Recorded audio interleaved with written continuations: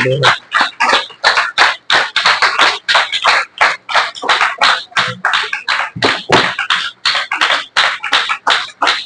मसीह के अजीम जलाली व बरकत नाम में अब सबों की सलामती हो। ये जो पीछे भाई बैठे हैं ये आगे आ जाए, जितने भी ढोलक वाले हैं सारे आगे आ जाएं, जितने भी बच्चे पीछे बैठे हैं सारे आगे आ जाएं, आगे आ जाएं। भाई अल्बास, सोनू, डैम, यशवा सारे आगे आ जाएं, आगे आ जाए। भाई अल्बास इधर आ जाए।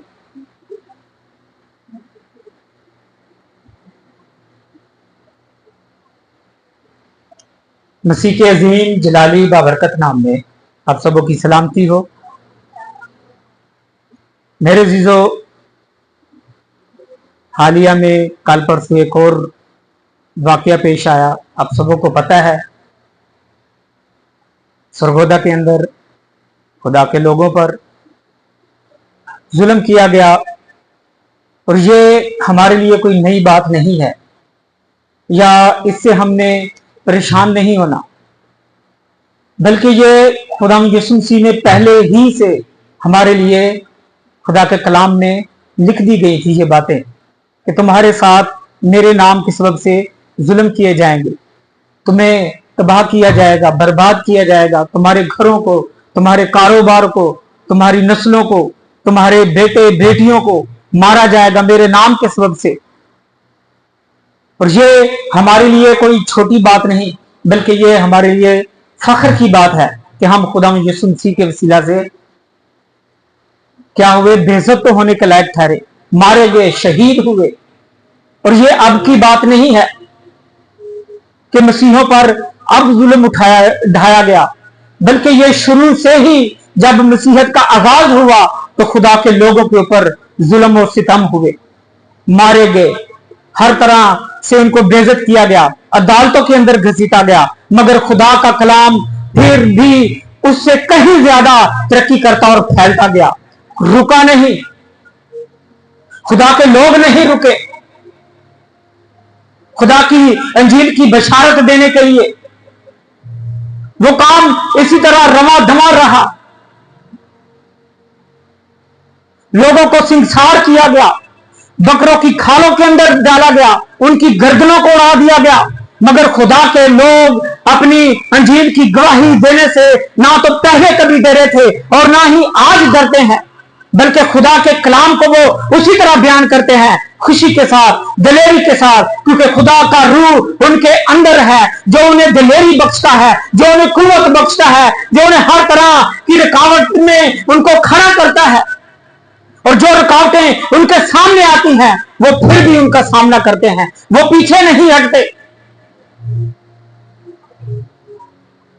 आज हम खुदा के कलाम में से सीखेंगे, जिंदगी बख्श कलाम में से। मेरे साथ निकालें मुकद्दस अमाल की किताब,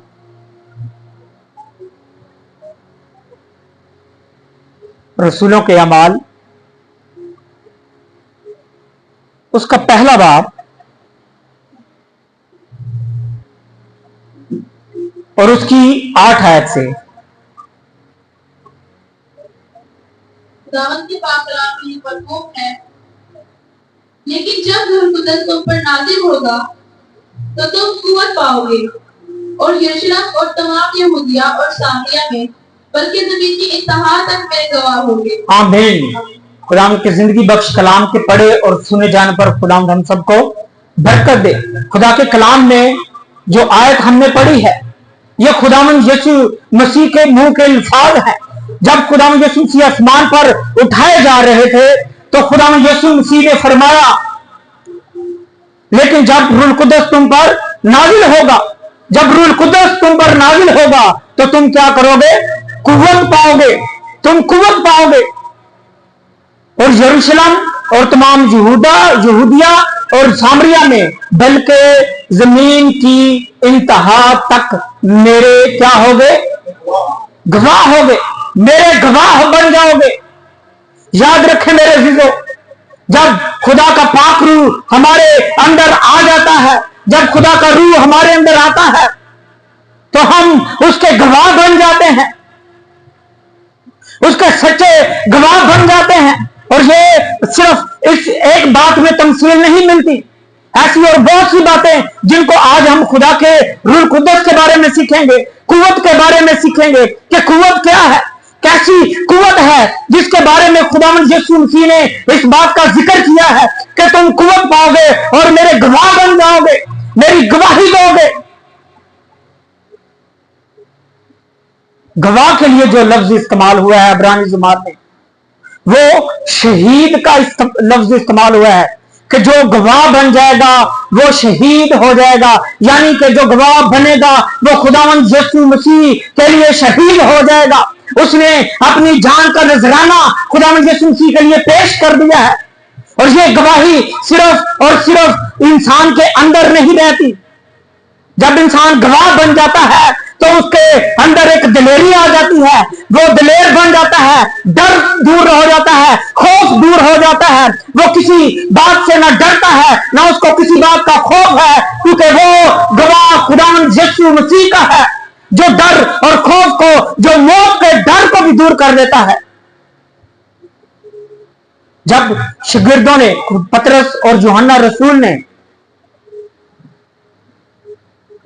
हैकल में जा रहे थे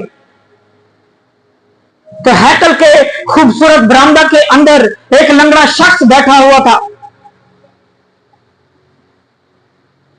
एक लंगड़ा शख्स बैठा हुआ था और वो पतरस और यूहन्ना की तरफ देखकर कहते हैं, उनकी तरफ मुतवज्जो होता है, देखता है कि मुझे इनसे कुछ ना कुछ मिलेगा जरूर।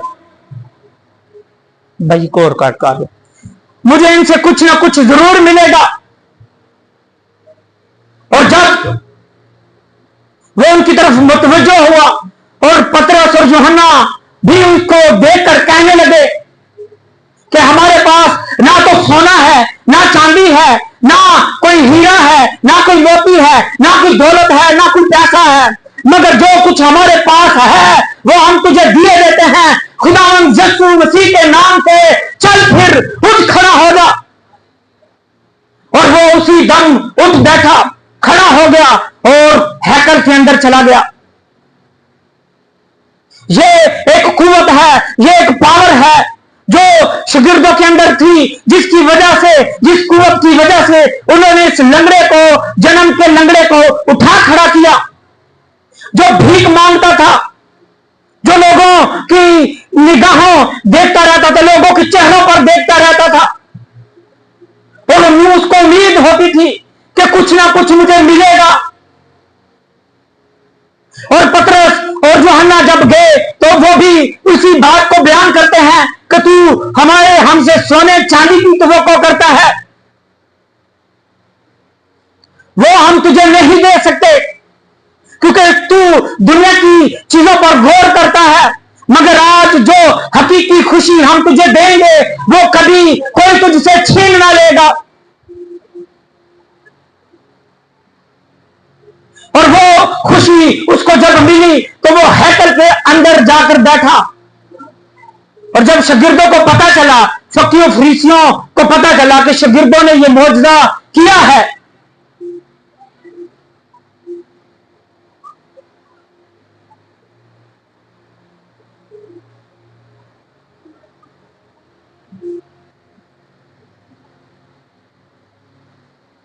फकीर और फरीसियों को जब पता चला, मालूम हुआ कि ये मौजज़ा उन्होंने किया है, तो उसको पकड़ कर ले गए, उन शागिर्दों को पकड़ कर ले गए और उनको क्या कहा कि तुम आइंदा के बाद इस नाम से कभी कलाम नहीं करना, ये नाम तुमने इस्तेमाल नहीं करना,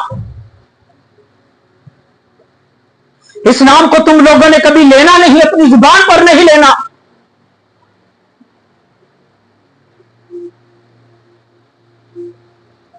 और पतरस रसूल वहां पर उनको बयान करता है कि ये नाम हम क्यों ना लें, जिस नाम के वसीला से हमें निजात मिलती है, जिस नाम के वसीला से हमें रिहाई मिलती है, जिस नाम के वसीला से हम मखनसी पाते हैं, जिसको मुर्दों में जलाया गया, तुमने उसको पकड़ा, उसको मारा, उसको सलीब पर चढ़ाया गया, उसको जब सलीब पर चढ़ाया गया तो वो मर गया और तीसरे दिन वो फिर जिंदा हो गया। जब पतरस रसूल ने इस बात का बयान किया तो ये खुदावंद यीशु मसीह की गवाही उसने सुनाई। ये मसीह खुदावंद की गवाही उन्होंने अपने लबों से सुनाई कि खुदावंद यीशु मसीह तीसरे दिन जी उठा है। और यही सबसे बड़ी हमारे लिए गवाही है कि उसकी कब्र आज भी खाली है। उसकी कब्र आज भी खाली है।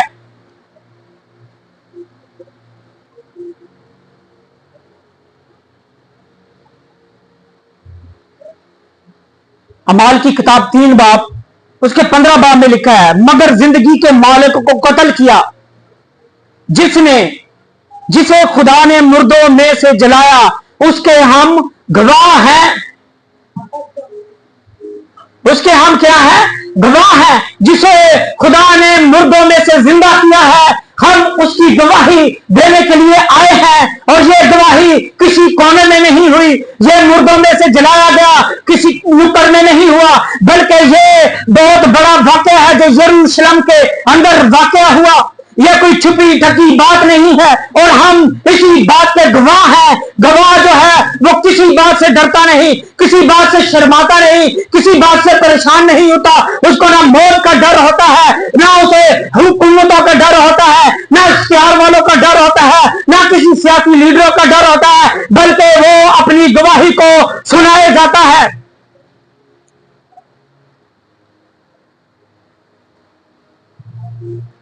और फिर पतरस को दोबारा पकड़ा गया, और जब दोबारा पकड़ा गया 4 बाब 12 आयत में, तो वहां पर पतरस को फिर कहा जाता है कि तुम लोग ये नाम लेकर मनादी मत किया करो। उसके बाद उनको कोड़े भी लगाए गए और फिर उनको छोड़ा गया। और जब उनको कहा गया कि तुमने ये नाम लेकर मनादी नहीं करनी, इस नाम की गवाही नहीं देनी, तो लिखा है खुदा के कलाम में 4 बाब 12 आयत में, कहता है किसी दूसरे के वसीला से निजात नहीं, क्योंकि आसमान के तले आदमियों को कोई दूसरा नाम नहीं बख्शा गया जिसके वसीला से हम निजात पाए, जिसके वसीला से हम रिहाई पाए, जिसके वसीला से मखलसी मिलती हो, गुनाहों की माफी मिलती हो, जिसने अपने बदन को हमारे लिए कुर्बान किया हो। आज तक ऐसा दुनिया में कोई पैदा ही नहीं हुआ जो निजात दे सकता हो, जो इलानिया कहता हो कोई है जो मुझ में गुनाह साबित करता है, ऐसा कोई था ही नहीं और ना ही कोई दुनिया में इस वक्त मौजूद है जिसकी जिजात में कोई गुनाह हो।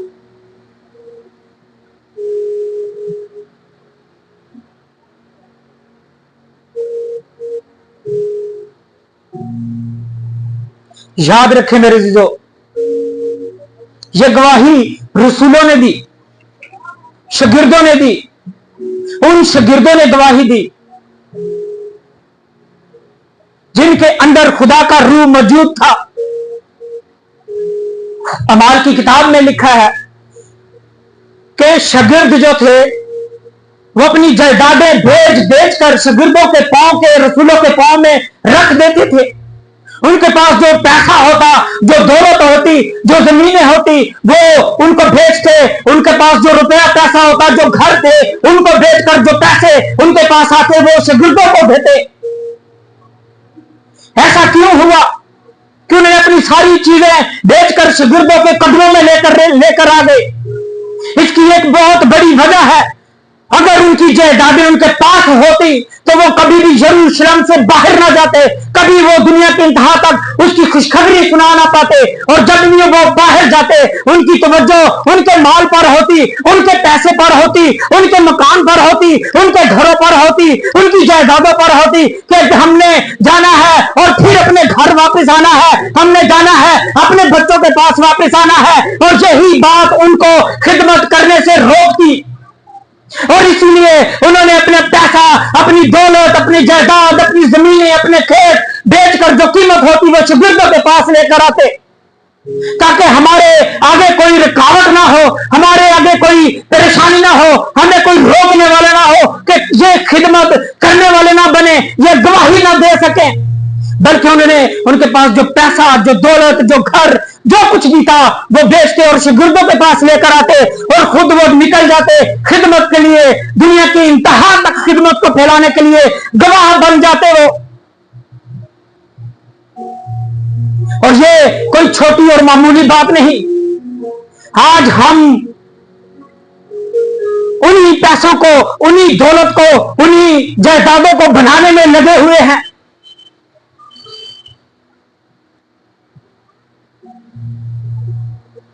जो पहले शागिर्दों ने बेची और अपने आप को महदूद कर लेते हैं, उसके गवाह नहीं बनते, और जो गवाही नहीं देता, जो उसका गवाह नहीं बनता, मेरे जीजो, जब उसको कोई बात की जाती है तो वो बात उसको चुभती है। खिदमत के बारे में उसको जब कहा जाता है तो वो परेशान हो जाता है कि मैं कैसे खिदमत करूंगा, मेरा कारोबार कौन चलाएगा, मेरे बीवी बच्चों को कौन देखेगा, मेरे माल दौलत को कौन देखेगा। मगर खुदावंद यीशु मसीह ने अपनी खिदमत के अंदर एक बात कही, जहां तेरा माल है वहां तेरा दिल भी लगा रहेगा। उस वक्त शागिर्दों का माल आसमान पर था और उनकी निगाह, उनका दिल, उनकी आंखें, उनका चेहरा आसमान पर लगा रहता था। मगर आज इंसानों, उस खुदा के खादमों का, गवाहों का दिल जो है वो पैसे की तरफ लगा रहता है, जायदादों की तरफ लगा रहता है, जमीनों की तरफ लगा रहता है। इसलिए आज वो उसकी खिदमत भी नहीं कर पाते, उसके गवाह भी नहीं बन पाते।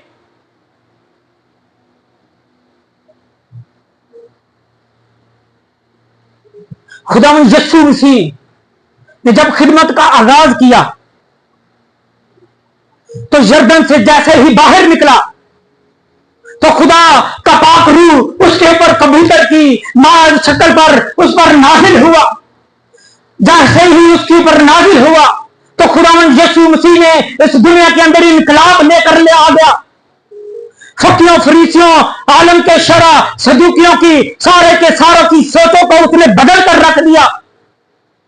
वो कहते थे शरीयत हमें यह कहती है कि तू दांत के बदले दांत, हाथ के बदले हाथ, मगर खुदावंद यीशु मसीह यह कहता है कि अगर कोई तेरी एक गाल पर भी तमाचा मारे तो दूसरी भी उसकी तरफ फेर दे। यह उसकी तालीम थी, क्योंकि रूह कुद्दस उसके ऊपर जब नाजिल हुआ, जब रूह कुद्दस उसके ऊपर आया तो मेरे अजीजों, खुदावंद यीशु मसीह ने भी पूरी कायनात के अंदर हलचल मचा दी। लिखा है जहां पर यीशु मसीह जाता, जहां पर यीशु मसीह पहुंचता, खिदमत के लिए जाता, वहां पर हलचल मच जाती।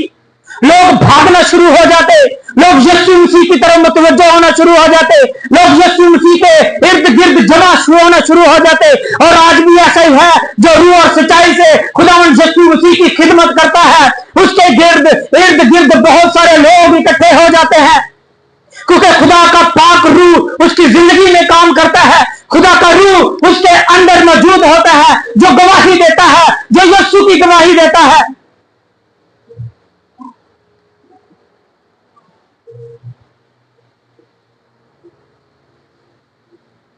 गवाह दलेर होता है, गवाह किसी बात से डरता नहीं, उसको ना मौत का खौफ होता है, ना उसे लुट जाने का खौफ होता है, बल्कि उसका यही सोच होती है कि मैंने ये गवाही देनी है, मैंने ये खिदमत का काम करना है। और ये खिदमत का काम, ये गवाही हमसे खुदा का पाक रूह दिलवाता है। जब खुदा का रूह हमारे अंदर आता है, जब खुदा का पाक रूह हम पर उतरता है तो हम उसके गवाह बन जाते हैं और दुनिया की इंतहा तक उसके सच्चे गवाह ठहर जाते हैं। शागिर्द जब तक रूह कुद्दस उनके ऊपर नाज़िल नहीं हुआ था, वो बाला खाना के अंदर ठहरे हुए थे, वो यरूशलेम के अंदर ठहरे हुए थे, वो रुके हुए थे। मगर जब रूह कुद्दस उनके ऊपर नाज़िल हुआ तो उन्होंने कुव्वत पाई, और वो कुव्वत क्या हो गई? उनकी कुव्वत उनका जोर बन गई, और उस जोर ने ऐसा जोर लगाया कि सारे के सारे जो पूरी दुनिया के अंदर उन्होंने तहलका मचा दिया, यरूशलेम के अंदर उन्होंने तहलका मचा दिया। और पहले ही वर्ष में 3000 लोगों ने तौबा कर ली। यह कुव्वत कैसी है? यह गवाही कैसी है? यह कुव्वत ऐसी ही है। जब एक औरत बीमार थी और उसने अपने दिल में यह कहा कहा कि मैं यीशु मसीह का पल्ला छू लूंगी तो अच्छी हो जाऊंगी, और जैसे ही उसने उसको छुआ तो यीशु ने कहा, उसने अपने अंदर महसूस किया कि कुव्वत मुझ में से निकली है, कुव्वत उसमें से निकली है। जब हम यीशु को छू लेते हैं, जब हम यीशु को जान लेते हैं, जब यीशु को पहचान लेते हैं, तो कुव्वत हमारे अंदर ट्रांसफर होती है और हमारी कमी कमजोरियों को वो दूर कर देती है, हमारे डर को दूर कर देती है, हमारे खौफ को दूर कर देती है। यही सबसे बड़ी कुव्वत है।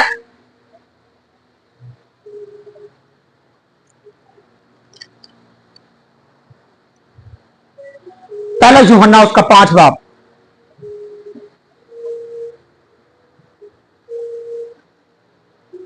पहला यूहन्ना उसका 5 बाब उसकी 10 है से, जो खुदा के बेटे पर ईमान रखता है वो अपने आप में गवाही रखता है। किस पर ईमान रखता है?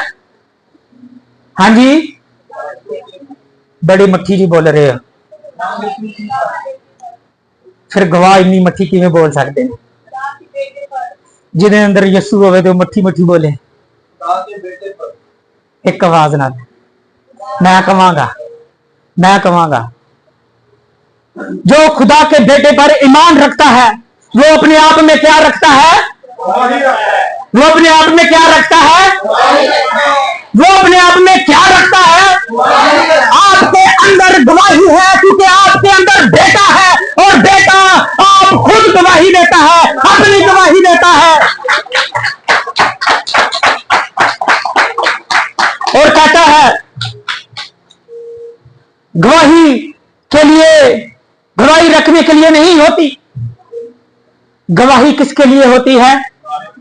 गवाही रखने के लिए नहीं होती कि हम उस गवाही को बंद करके कपड़े के अंदर लपेट कर, उसे रंबाल के अंदर छुपा कर जमीन के अंदर दफन कर दें, उसे बक्से के अंदर दफन कर दें और बक्से को पेटी के अंदर दफन कर दे।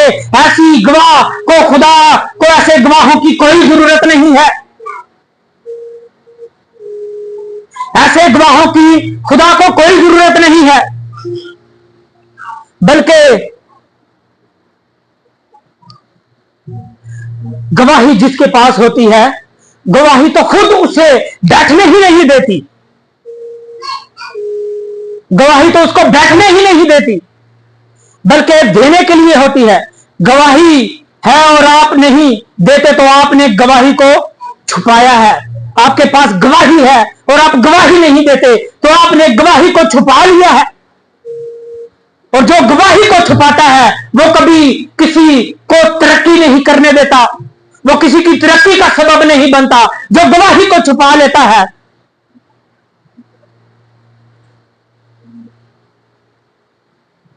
और फिर आगे लिखा है, मैंने खुदा का यकीन नहीं किया, उसने उसे झूठा ठहराया।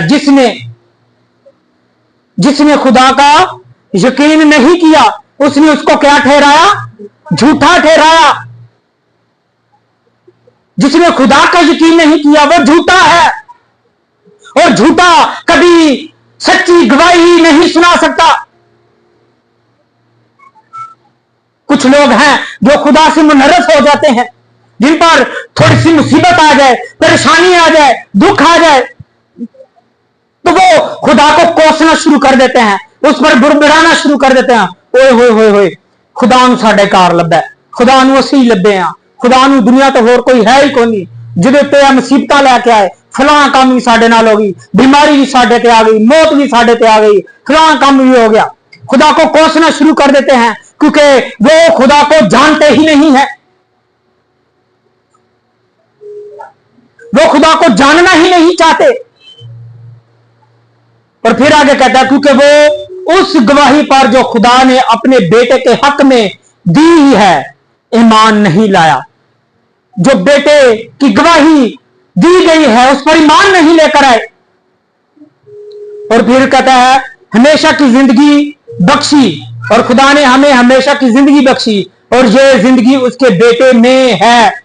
खुदा ने हमें हमेशा की जिंदगी बख्शी, खुदा ने हमें हमेशा की जिंदगी बख्शी है। और ये जिंदगी किसके अंदर है?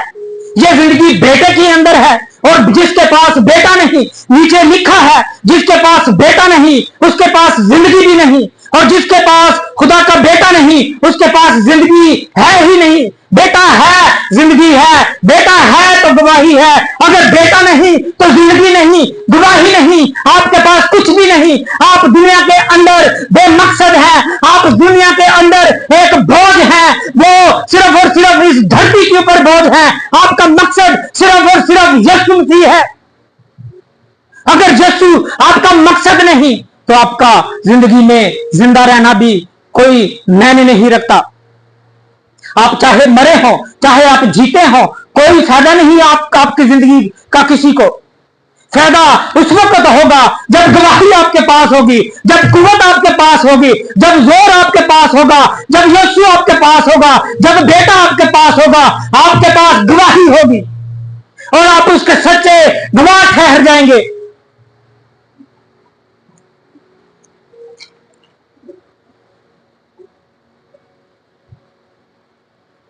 और जिसके पास गवाही है, जिसके पास बेटा है, उसका ख्याल फरिश्ते रखते हैं।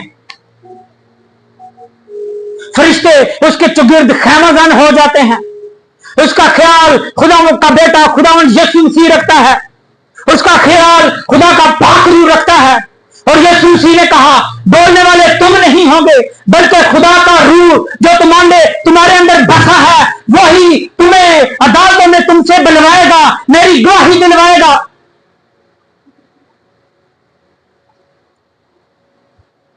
वही मेरा गवाह ठहरेगा। जब मुसीबत के वक्त हम उसके गवाह नहीं बनेंगे, जब परेशानी के वक्त उसके गवाह नहीं बनेंगे, तो याद रखें मेरे अजीजों, फिर हम उसके गवाह बन भी नहीं सकते।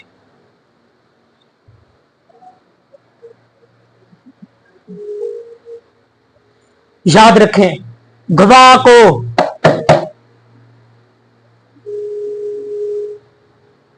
याद रखें, गवाह को खुदावंद यीशु मसीह भी चाहता है कि वो जिंदा रहे। जो गवाही देता है यीशु भी यही चाहता है कि वो जिंदा रहे और मेरी गवाही देता रहे। अक्सर खादम पूछते हैं यीशु के लिए कौन कौन जान देगा, हाथ खड़ा कर देते हैं। पहले हम भी दो दो हाथ खड़े कर देते थे, बल्कि खुद भी खड़े हो जाते थे कि मैं यीशु के लिए जान दूंगा।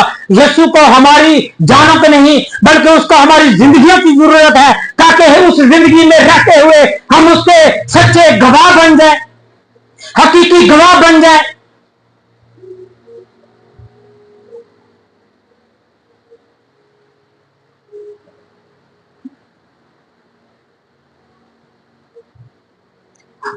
याद रखें मेरे जीजो, गवाही खुद बोलती है, गवाही खुद बोलती है। अगर आपकी जिंदगी के अंदर कोई गवाही है, आपकी जिंदगी के अंदर कोई तजर्बा है, तो यही सबसे बड़ी आपकी गवाही है। गवाही हमें यीशु मसीह के साथ होने का एहसास दिलाती है। जब हम गवाही देते हैं कि यीशु ने मेरे साथ ये कर दिया है, यीशु ने मेरे साथ मेरी फलां कमजोरी को दूर कर दिया, यीशु ने मेरे फलां बीमारी को दूर कर दिया, यीशु ने, जब हम देखते हैं तो यीशु हमारे साथ कैसे कैसे तजर्बे करता है, यीशु हमें कैसे कैसे तजर्बे अता करता है, तो वही हकीकत में हमारी गवाही होती है।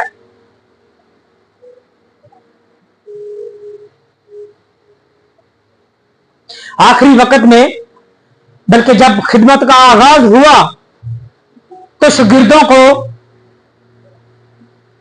लकड़ी के खंभों के साथ बांध दिया जाता था, उनके ऊपर मोम डाल दिया जाता था, मोमबत्ती मोम ऐसा कुछ था, और आग लगा दी जाती थी, और फिर शेरों को छोड़ दिया जाता, भूखे शेरों को, और उनकी रस्सियां कट जाती या आग की वजह से जल जाती और वो नीचे गिर जाते, वो जल रहे होते और ऊपर से शेर आ जाते, और जब शेर आते तो उनको खाना शुरू कर देते और उनको नोचना शुरू कर देते। वो शेर भूखे होते, भूखे शेर होते, ऐसा जुल्म और सितम उन पर किया जाता, मगर वो कभी भी यीशु मसीह के इनकार ना करते, वो उसके गवाह रहते, जब उनको मारा जाता तो वो कहते, ऐ यीशु, हम आज भी तेरी गवाही देते हैं, ऐ खुदावन, हम आज भी तेरी गवाही देते हैं। और जब पौलुस रसूल के सर को काटा गया, तलवार लगाई गई उसके सर के ऊपर, तो उसके सर ने 3 ठप्पे खाए। पहले ठप्पे में से यीशु निकला, दूसरे ठप्पे में से यीशु निकला, और तीसरे ठप्पे में भी यीशु का नया नाम निकला। ये रूह कुद्दस की कुदरत है जो हमें अनायत की गई, जो हमें बख्शी गई, जिसके वसीला से हम उसके गवाह ठहरते हैं। जब हमारे अंदर कुव्वत आती है, जब हमारे अंदर रूह कुद्दस आता है, तो हम कुव्वत पाते हैं और हम उसके सच्चे गवाह बन जाते हैं। ये गवाही सिर्फ अपने घर के अंदर नहीं देनी, ये गवाही अपने मोहल्ले के अंदर नहीं देनी, ये गवाही अपने शहर के अंदर, अपने मुल्क के अंदर, बल्कि पूरी दुनिया के अंदर उसके गवाह बन जाना है। तभी खुदा हमें बरकत देगा। स्वाय अपनी आंखों को बंद करेंगे। हालेलुया। सभी आंखें बंद हो जाएं, और जितने भी पीछे बैठे हैं भाई भी, वो सारे इधर आगे आ जाएं, सभी खड़े हो जाएं। आप कर दो। हालेलुया। सभी आगे आ जाएं, दुआ करना शुरू करेंगे। हम खुदा की हजूरी में दुआ करेंगे। हालेलुया। हालेलुया। सभी खड़े हो जाएं।